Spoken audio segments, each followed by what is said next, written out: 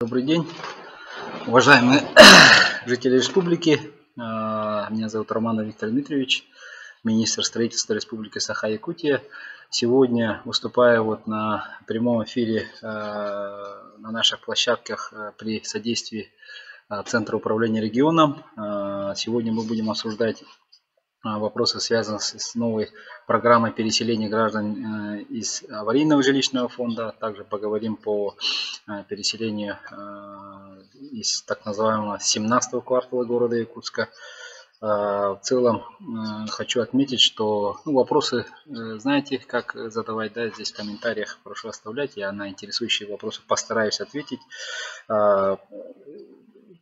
Переселение граждан у нас реализуется уже давно, с момента создания фонда так называемого содействия реформированию ЖКХ. Сейчас он называется Фонд развития территории.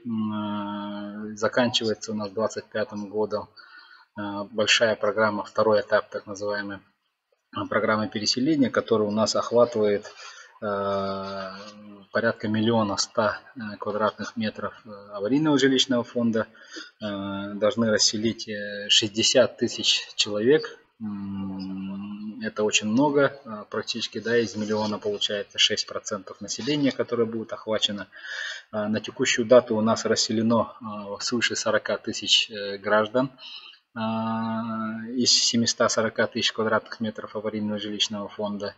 В текущем году работа продолжается, и у нас, как говорится, в текущих планах в этом году достичь порядка 900 с лишним тысяч квадратных метров расселенного жилищного фонда. По количеству населения, которое расселено, мы должны достигнуть порядка 53 000 человек. В целом по жилищному строительству у нас большие объемы. В прошлом году, как мы не раз озвучивали, побит рекорд жилищного строительства 705 000 квадратных метров. Такой объем только был введен в 90-м году, где по республике было введено 740 000 квадратных метров. И с тех пор, получается, более 33 лет такого показателя у нас не было. И по сути это результат работы, как сказать, национального проекта, да, жилье и городская среда.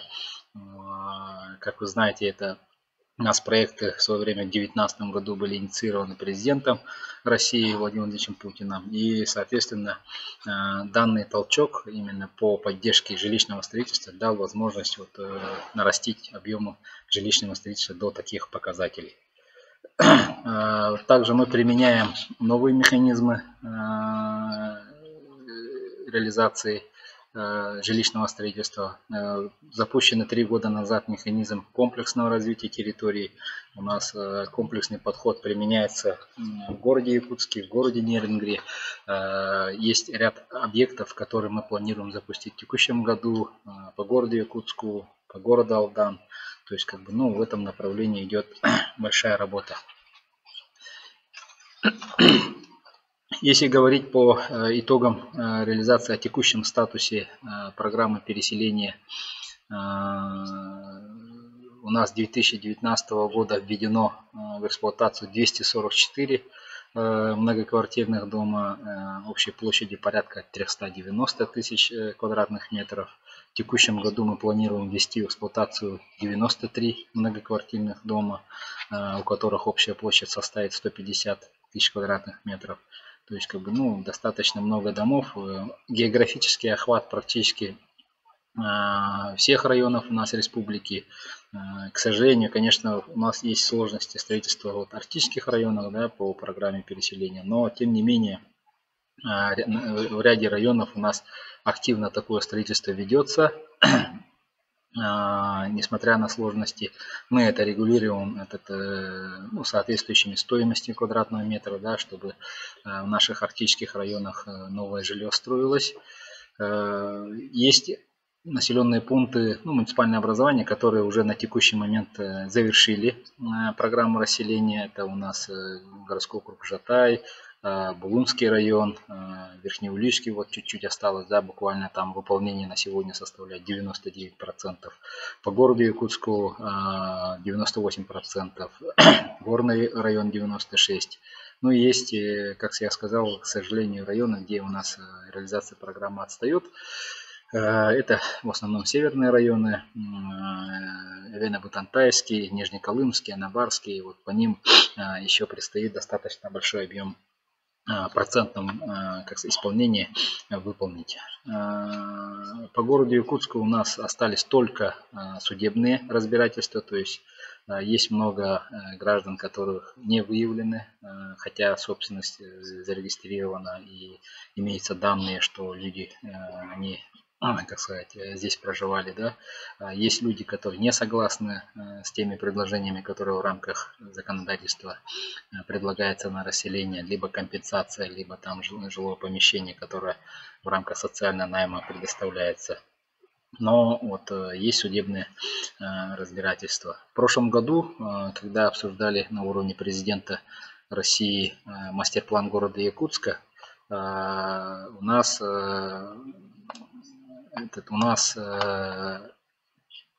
обсуждался вопрос расселения аварийного жилищного фонда. И, соответственно, здесь якутская агломерация, то есть вот территория городского округа города Якутска вошла в перечень поручения президента Российской Федерации о том, чтобы признанные аварийными жилыми помещениями до 1 сентября 2023 года расселили до 30 года. Мы такой план-график составили, отправили в Фонд развития территорий, и сейчас происходит процедура согласования этого плана, и туда вошли, вот хочу сказать, что очень большой объем, это 979 домов только по городу Якутску, где проживает свыше 32 тысяч граждан города Якутска. Больше 10%, можно сказать, да. И, как говорится, до 30 года мы должны расселить 427 тысяч квадратных метров аварийного жилищного фонда. Я смотрю, здесь вот, да, поступают вопросы, да, например, по расселению 17 квартала хочу сказать, что данный квартал в объединении вот тех кварталов, которые входят, это 2-4 квартала города Якутска, 17 квартал, они вошли в проект комплексного развития территорий. Называется данный проект микрорайон спортивный, то есть полная застройка вот нынешнего квартала 17 будет обеспечиваться в рамках этого проекта. Планируется построить 46 многоквартирных домов, 2 детских сада, 2 школы, многофункциональный спортивный комплекс. Жилье в новых домах планируем предоставить порядка 14 тысячам граждан. Есть оператор определенный этого КРТ, да, это Республиканское ипотечное агентство, специализированный застройщик. Данный оператор будет заниматься реализацией этого проекта. Хочу сказать, что на сегодня у нас реализация КРТ, оно имеет этапность 5 этих этапов, да, и вот сейчас уже в квартале 2Б это вот пересечение улиц Пионерская, Космонавтов и Семена Данилова, по ним будет осуществляться, нет, это Якутская, да, по ним будет сейчас расселение уже идет, туда вошли 6 домов, которые сейчас будут расселяться. Буквально сегодня вот специализированный застройщик РИА, кстати, обеспечил создание выездного офиса, который работает с гражданами по документам, и в ближайшее время будет расселение этих домов. На месте этих 6 домов планируется строительство 2 многоквартирных домов, уже начало будет в текущем году. Также в 17 квартале будет подразделение, сейчас проводится работа под детский сад, 3 дома, и под спортивный зал тоже заходит 2 дома. По ним, вот, по детскому саду сейчас работы тоже совместно с городом Якутском начались. Вот если вопросом смотреть, какие планы по расселению в 2024 году, да, вот, ну, я краем озвучил, я так понимаю, это касается 17 квартала, да, и вот в 17 квартале, вот, получается, в текущем году будет расселено 11 многоквартирных домов. Вот по работам я вкратце этот затронул, какие работы уже начаты. Вот работы по началу строительства детского сада на 240 мест. В данных домах уже планируется расселение и ведется с гражданами работа. Если я не ошибаюсь, там 42 квартиры вот, на месте бывшего детского сада по 3 домам отрабатывается вопрос расселения. Где вот будут строиться многоквартирные дома, вот, в квартале 2Б, это попадает под расселение Якутская 59, 61 дробь 1, 63, 63 дробь 1 и Пионерская 38 дробь 1. Вот по ним сейчас вот как раз таки РИА занимается расселением. И вот начало строительства нового дома уже планируется в мае 2024 года. Надеюсь, там уже будет закладка фундамента. Какие в данное время идут работы, ведутся, да, вот рассказал, программа переселения граждан, какие планы на этот год там. Я затронул эти вопросы переселения. Помимо города Якутска у нас вот очень много домов строится в районах. В районах по республике, как я сказал, будет расселено в текущем году порядка 100 с лишним 150 тысяч квадратных метров аварийного жилищного фонда. Это очень большой объем. 93 многоквартирных дома сейчас мы должны проконтролировать и это все как бы реализовать. И на самом деле, вот, ну, как говорится, это достаточно большой объем. Конечно, не все идеально получается, но тем не менее мы оперативно на штабах, которые мы еженедельно проводим, мы все вопросы, связанные со строительством домов, вот, как говорится, решаем.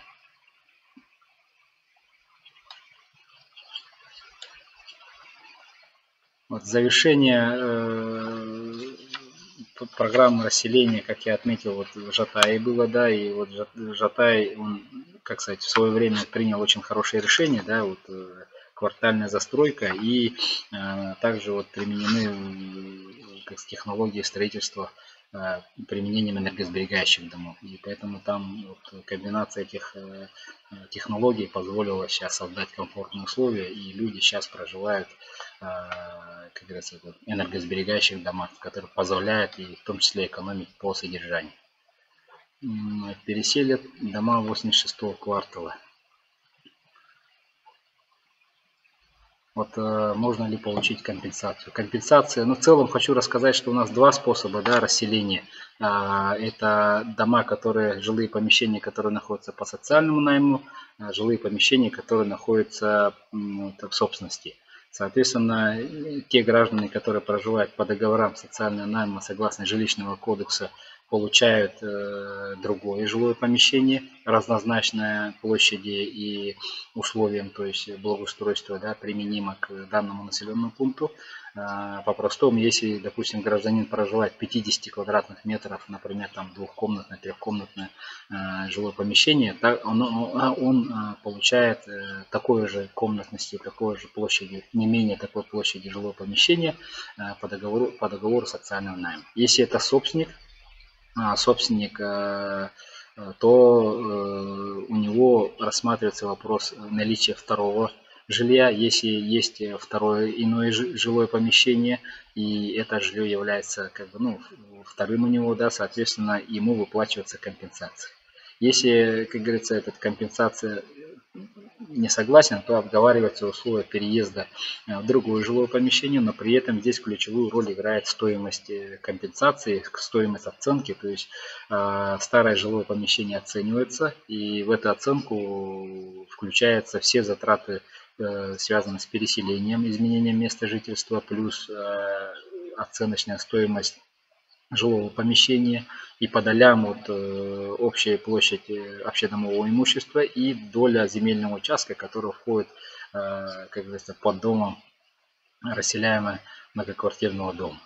И таким образом, если человек желает получить другую квартиру, стоимость компенсации, оно зачитывается в стоимость новой квартиры. И человек, если пожелает получить большую квартиру, то он может доплатить и получить, например, другое жилое помещение таким образом. Либо получить деньгами и, соответственно, этими деньгами воспользоваться по собственному усмотрению. Если когда переселят, если дом признан аварийным в июле 2021 года. Вот, как я сказал, у нас второй этап программы реализуется и вопрос решается по домам, признанным до 1 января 2017 года.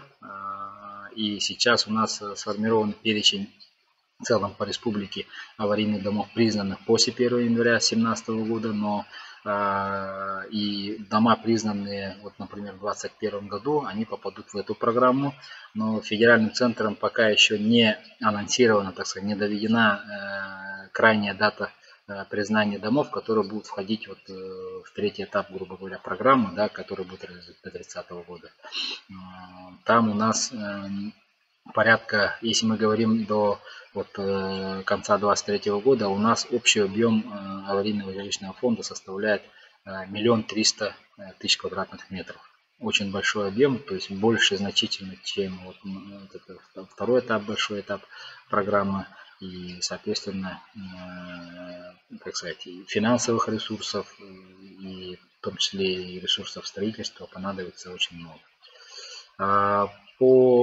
Так что вот по домам, которые признаны в 2021 году, будет сформирован график и разработана программа, которая будет реализовываться до 2030 года. Точную дату можно узнать, точный год расселения можно узнать после разработки и утверждения соответствующей программы. По Кузьмина 24/3 вошел в план расселения. Если признан аварийным, то он вошел в этот план расселения, и, соответственно, надо будет, как я сказал, по итогам разработки конкретной программы уточняться по сроку расселения. Как будет работать новая программа, с какого года. Ну, предполагается, что у нас источники будут определены и программа будет сформирована с 2025 года. И полноценная реализация этой программы начнется с 2026 года. Почему вот с конца 2025 года? Потому что мы до конца 2025 года должны завершить вот второй этап, большой этап нашей программы. Нижнеколымский, строительство социальных объектов в Арктике, в затопляемых зонах, какие продвижения есть. По Нижнеколымскому району у нас, к сожалению, очень сложные условия строительства, да, потому что большинство населенных пунктов они находятся в зоне затопления, такие как Колымская и так далее. И вот по тем домам, которые признаны аварийными, в частности в Колымском, например, да, сейчас ведется проектирование каркасного строительства там с применением новой технологии ЛВЛ-брус. Но вот по срокам реализации у нас остаются вопросы, потому что до сих пор нет понимания, как строить в затопляемых зонах. И, соответственно, сейчас принимается решение, что части жилых помещений, которые признаны аварийными, принимается решение, чтобы они расселялись в другие населенные пункты, например, в город Якутск. Когда начнется приемка домов в Звездном? В Звездном у нас работа ведется по 10 домам. 7 домов планируется ввести в ближайшее время. Буквально сейчас вот по 2 домам приемка почти осуществлена, то есть планируется получение заключения о соответствии, да, и, соответственно, разрешение на ввод. Потом далее еще 3 дома, и в целом в ближайшее время, вот конец апреля, начало мая, у нас будет введено 7 домов, многоквартирных домов. Туда будут расселяться вот те люди, которые вот, планировали туда расселять, и в том числе есть много переселенцев из районов. Так, оценивается ли рынок, что-то не до конца показывает. Оценивается ли рыночная стоимость без занижающего коэффициента? Оценивается по рыночной стоимости без занижающего. Вот не совсем понятный вопрос, да. Если это касается оценки вот аварийного жилищного фонда, в оценке учитывается и физическое состояние, и расположение жилого помещения. То есть, как бы, ну, в основном это влияет на стоимость квадратного метра, стоимость земельного участка. Соответственно, вот я не совсем понимаю про занижающие коэффициенты. Здесь такого нет. Есть заключение об оценке, которое делает специализированная организация именно оценщиков. И на основании этой стоимости, которая выведется, ведется разговор с оператором, который будет расселять. Так, у нас дальше идет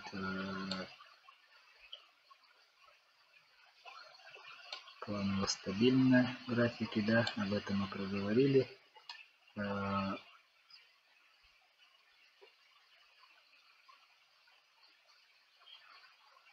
Строительство больничного комплекса в Черском.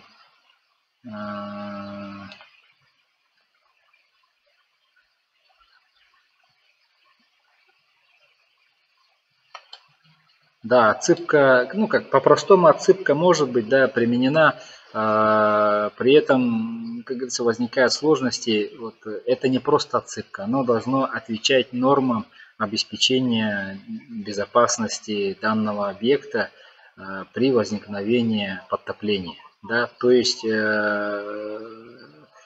это не просто отсыпка, которая делается в участке, да, и непосредственно защитное сооружение делается для того, чтобы вода туда не поступала. Это дорогостоящая технология, как сказать, да, это затраты при строительстве. Естественно, оно влияет на строительство, стоимость строительства самого. И так мы знаем, что в Черском или там в Колымском очень дорогая стоимость строительства, потому что сложности в логистике, далеко расположены, отсутствие там круглогодичного сообщения, только автозимниками можно перевозить, и из-за этого плюс еще к дорогой стоимости объектов добавляется затраты, связанные с решением вопросов затопляемых зон. По-хорошему, для затопляемых населенных пунктов должны быть созданы гидротехнические сооружения, но мы понимаем, что это тоже очень дорогое, то есть целый населенный пункт огородить соответствующими дамбами и обеспечить их безопасность. Это проектирование строительства очень дорогое удовольствие, поэтому в отдельных проектах мы предусматриваем, чтобы в затопляемых зонах была обеспечена безопасность, то есть создание в пределах участка той безопасной зоны, возвышенности, так сказать, да, чтобы данный объект функционировал. Продление программы я озвучил. Это дома, признанные после 1 января 2017 года. И этот этап будет функционировать и реализовываться до 30 года. Вот мы ждем буквально в ближайшее время, в начале мая, анонсирования новых национальных проектов. И как послание Государственной Думе президент Российской Федерации он озвучил о том, что будет продолжение программы переселения, и под эти мероприятия планируется выделение федеральных средств. Пока анонсирована стоимость денег 330 миллиардов, но в масштабах страны это небольшая сумма, потому что по нашим прогнозным оценкам только на расселение по республике у нас потребность составляет свыше 120 миллиардов рублей, порядка 130. Поэтому, как сказать, мы понимаем, что половину всех федеральных денег республики точно не дадут. Там будут комбинированные механизмы по механизмам КРТ. Почему мы активно занимаемся КРТ, комплексным развитием территорий, да, потому что здесь некоторые территории можно комбинировать и с коммерческой застройкой. Соответственно, часть расселения помогает государству, часть расселения забирает на себя, часть затрат на расселение забирает частный инвестор, который заходит на КРТ. Вот такие механизмы комбинируются, соответственно, там будет не полностью за счет средств бюджета региона, бюджета федерального, поэтому будут комбинированные мероприятия. Так, когда начнется строительство 2 домов в спортивном? Я вначале тоже озвучивал, да, буквально сегодня, да, хочу сказать, оперативная информация у меня есть.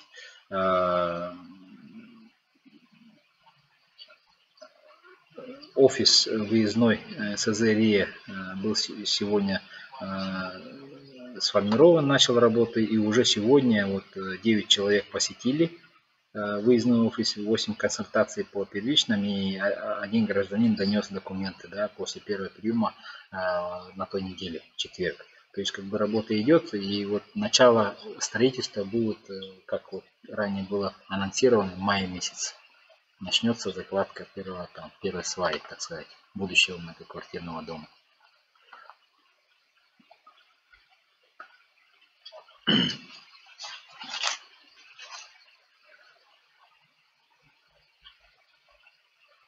Так, если более подробно в 17 квартале остановиться, да, вот исходя из справочной информации, которая у нас, я могу немножко по цифрам остановиться. И вот по вот тому кварталу, который 2Б, сегодня 28 соглашений о предоставлении возмещения за изымаемое жилое помещение уже заключено. То есть как бы вопрос по 28 семьям он решен.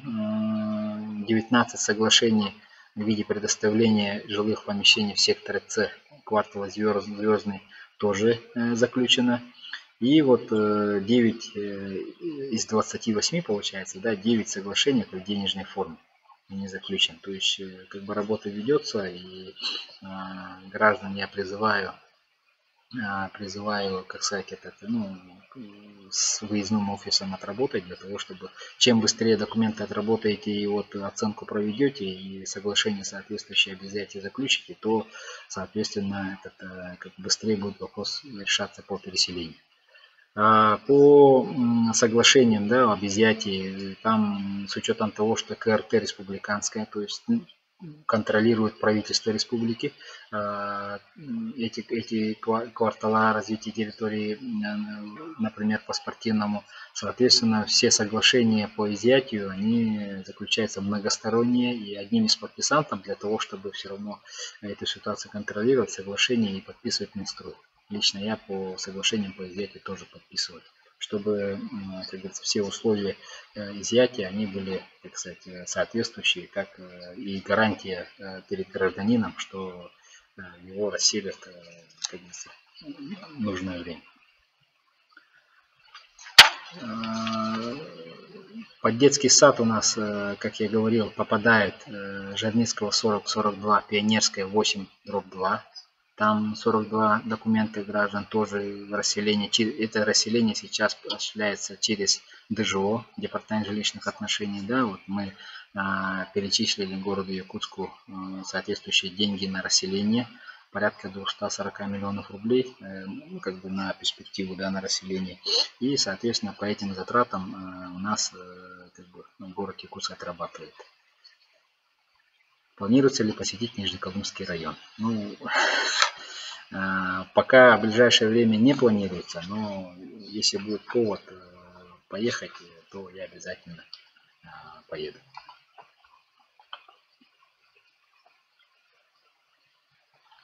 В микрорайоне Спортивный все ли переселяются по соглашениям? Ну, вот как я озвучил, этот 28 соглашений подписано.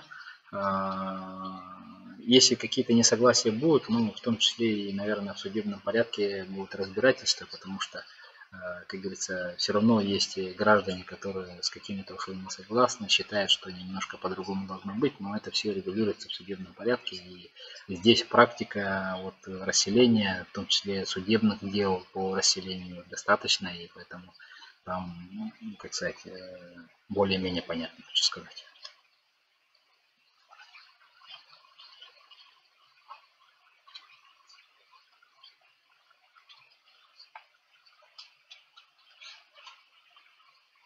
Если остановиться по спортивному залу, там появится в 17 квартале спортивный зал. Сейчас как бы заказчиком данного объекта является город Якутск. Мы тоже даем финансирование на расселение. Туда попадает 2 многоквартирных дома, Якутская 12 и 14. И там сформировано 73 документа из 80. Почему 80? Потому что вот эти 2 дома, 12 и 14, они являются, ну, как бы по типу общежитий, да, поэтому здесь очень много помещений, которые подлежат расселению. И хочу сказать, что из 73 дел, которые сформированы, 5 собственников согласны на возмещение. То есть есть люди, которые понимают, что проще и быстрее получить денежную компенсацию за собственность, и тем более такие жилые помещения, они являются вторыми, то есть у них иное жилое помещение есть, и соответственно быстрее можно, как сказать, реализовать мероприятие переселения по денежным компенсациям.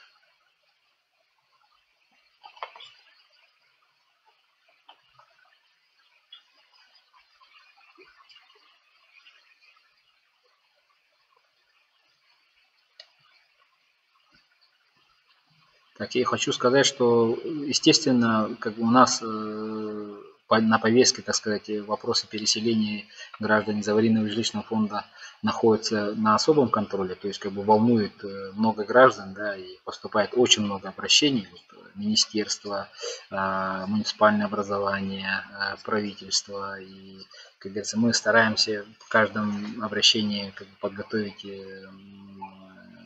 ну, нормальное разъяснение, чтобы было человеку понятно, да, и чтобы дополнительных каких-то вопросов не возникало. Но все равно есть много вопросов, и много вопросов поступает через Центр управления регионом, да, вот здесь и вплоть до, как сказать, комментариев в различных соцсетях и так далее, и реагирование идет. Соответственно, мы говорим о том, что мы стараемся на любой вопрос предоставить хороший исчерпывающий ответ, чтобы граждане понимали.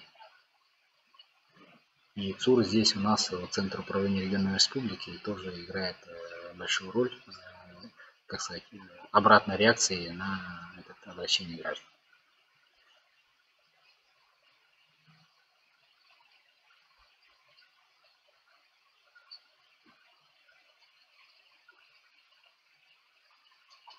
В текущем году, вот с учетом того, что мы реализовываем программу переселения, также вот, как я сказал, по вводу жилья у нас республика добила рекорд.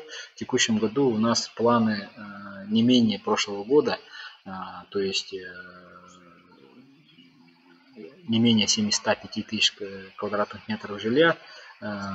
Это необходимость, потому что мы анализируем рынок жилья, и у нас и по стоимости жилья достаточно высокая, потому что на то есть причины в виде льготных кредитных программ, да, и естественно это хорошо, когда человек может пользуясь льготными программами, получить ипотечный кредит и обустроить и получить свое жилье. Но темпы мы смотрим, как говорится, увеличиваем количество строящихся домов по долевому строительству. Здесь по итогам первого квартала, вот, по сравнению с первым кварталом прошлого года, да, мы анализировали, предложений достаточно, где-то в 1,5 раза больше предложений о продаже квартир. Таким образом, вот, мы рынок жилищного фонда тоже стараемся, чтобы не возникало дефицита, и, соответственно, как говорится, по городу Якутску этот данный вопрос решается. Есть много вопросов, связанных по рынку жилья наших промышленных населенных пунктов. Это город Мирный, Нерюнгри, Алдан, Ленск и Нерюнгри, в Мирном и так далее. У нас достаточно высокая стоимость квадратного метра. Это вот про вторичный рынок я говорю, да. И, соответственно, сейчас мы с застройщиками тоже проводим работу для того, чтобы обеспечить предложение на рынке жилья, так как желающих приобрести квартир там хватает. Ну, этому способствует развитие промышленности, потому что у нас Нерюнгри очень активно развивается, Алдан тоже развивается, да, Ленск, Мирный тоже по проектам Нового Малороса тоже имеет большую потребность для обеспечения жилыми помещениями своих сотрудников.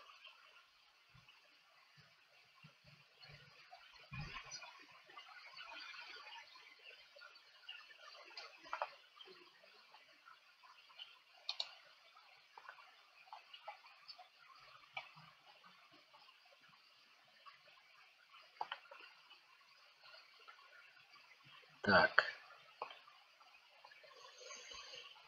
В ряде арктических поселков число деформированных в разной степени зданий возросло до 50%. По причине изменения климата и таяния вечной мерзлоты, сообщил замглавы Гаджимагомед Гусейнов. Да?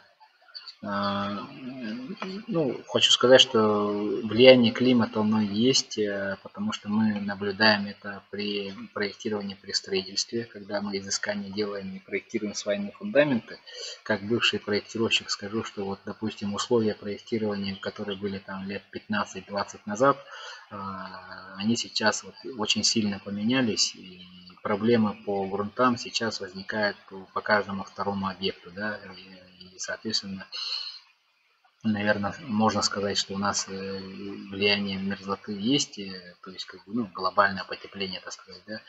Это общегосударственная политика. Сейчас вот федеральное вот как раз Министерством Арктики, вот Минвосток развития Арктики называется, оно координирует разработку плана мероприятий дорожной карты по, как сказать, реагированию на меры глобального потепления, климатическим изменениям. И здесь данное направление у нас курируется с Министерством экономики. Соответствующий план он есть, и он охватывает все направления, потому что не только строительство касается вот глобального потепления и изменения климата. Поэтому в данном направлении, хочу сказать, работа ведется. После ввода домов в эксплуатацию, через какое время выдача ключей по закону? Здесь, как сказать, по закону у нас не так регламентируется. Если мы говорим про дома по переселению, да, по домам переселения это сроки, обозначенные в программе расселения. То есть там прописывается, когда люди должны получить ключи. Например, если мы говорим 24 год, до конца 24 года эти люди должны получить ключи и переселиться. А если мы говорим про строительство в целом многоквартирных домов, да, например, по долевому строительству, то при долевом строительстве организации, которые занимаются строительством, застройщиком, опубликовывается декларация, она обязательная по 214 федеральному закону, и в декларации прописывается срок завершения строительства, получение разрешения на ввод и вручение ключей, то есть передача имущества вот, участникам долевого строительства. И здесь хочу сказать, что сроки передачи ключей и заселения людей по договорам долевого участия но регламентируется декларацией, а в целом регулируется 214 федеральным законом. Модернизация и введение новых технологий как возможность развивать Арктику. Да, новые технологии вот повсеместно по разным направлениям применяются в арктических районах. У нас, например, очень много сейчас домов строится с применением так называемых вот в народе известно как МХМ панели, да. Это вот деревянные панели и быстровозводимых зданий, да, в Анабарском районе, в Верхоянском районе, в Винно-Батантайском, то есть как бы много, Момский район, то есть много арктических районов, которые применяют такую технологию. Первые дома, конечно, вот помните, наверное, Бескули, да, вот после пожара применяли строительство по такой технологии, но там были нарекания, но вот последние годы по узлам, которые есть, где вот, ну, мостики холода и так далее, они все доработаны, и сейчас эти решения, проектные решения, они, ну, как сказать, стали более эффективными. И сейчас вопросов таких о том, что там где-то продувает, где-то там замерзает, таких замечаний у нас на сегодня нет. До этого применявшиеся технологии, это вот легкие стальные конструкции, ЛСТК назывались. Эти конструкции, они показали себя с хорошей стороны с точки зрения транспортных, да, расходов, потому что конструкции они легкие и есть возможность быстро построить, в том числе зимний период, да, потому что там отсутствуют мокрые процессы. Но у них были моменты, когда сильная инфильтрация ввиду разницы давления в период очень таких зимних температур, и вот когда пурга начинается, сильные ветра, тоже как бы, ну, ограждающие конструкции они иногда продували. Вот эти вопросы тоже были как исследованы, и сейчас вот узлы всех вот этих вот металлокаркасных объектов, они тоже приведены в соответствии, то есть эффективности тепловой защиты зданий, и как говорится, сейчас исключает промерзание вот углов и так далее, да, вот если все правильно по тем решениям, которые были разработаны как новые технологии, да, по ним как бы, ну, это все зависит от застройщика, который качественно построит. В Арктике сразу скажу, что вот каменное строительство оно есть, но оно очень дорогое, и отсутствие там мощностей, там специализированной техники, базы там инертных материалов и так далее, оно немножко мешает и, соответственно, очень сильно препятствует применению такой технологии. Поэтому вот все идет акцент к новым технологиям. И вот в ближайшее время вот тоже вот мы на последнем научно-техническом совете Минстроя обсуждали вопрос применения вот Велбруса, да, деревянные несущие конструкции. У них тоже очень привлекательные показатели по транспортной логистике, потому что, как мы знаем, удельный вес на несущую конструкцию деревянной конструкции, она как бы значительно легче, и она идет полностью заводского изготовления, и есть хорошие перспективы. Но вот на сегодня у нас таких объектов нету, идется только проектирование. Я думаю, ну, год-два мы попробуем такую технологию, и, как сказать, и можно будет уже говорить о каких-то вот, ну, позитивных результатах применения таких технологий.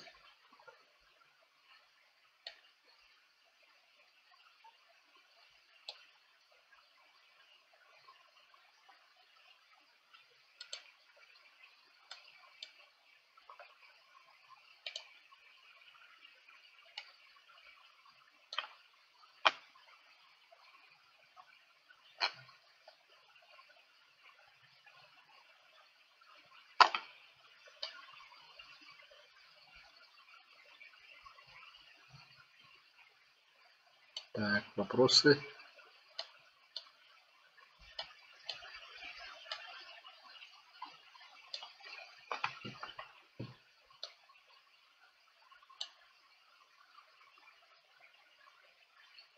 Вопросов больше нет, да?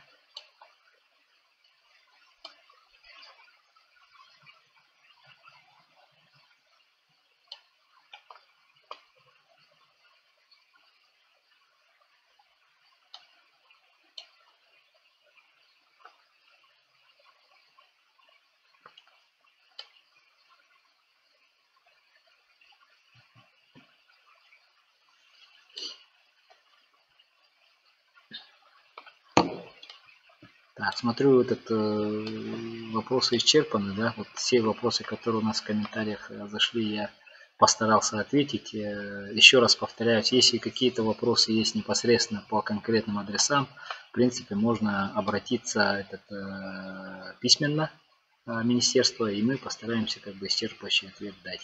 Вот еще один. По Звездному, какие дома 2 первые приняты? Какие 3 на очереди? По номерам домов я сейчас не скажу, да, конкретно у нас, но вот в ближайшее время будут введены 7 домов. То есть 7 многоквартирных домов, это вот, которые вот непосредственно рядом с друг другом строятся, они будут завершены. К концу года будут завершаться еще 3 дома. В целом вот в секторе С у нас появится вот эти в текущем году 10 многоквартирных домов. Параллельно начато там строительство детского сада. Параллельно начато у нас строительство школы. Прям в середине вот квартала сектора С. То есть, когда вот эти все проекты будем реализованы, то, соответственно, у нас будет удобная, как сказать, инфраструктура, социальная инфраструктура, детский садик, и в планах еще у нас есть создание поликлиники. То есть появится еще новая поликлиника.